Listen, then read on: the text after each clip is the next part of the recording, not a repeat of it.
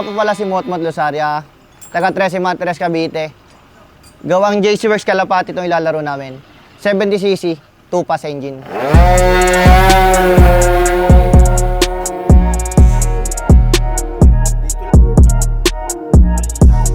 Maganda naman yung race track. Okay na okay, the best.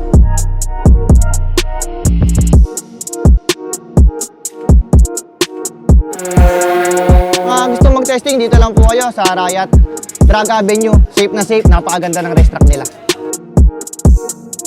Keep on rolling everyday.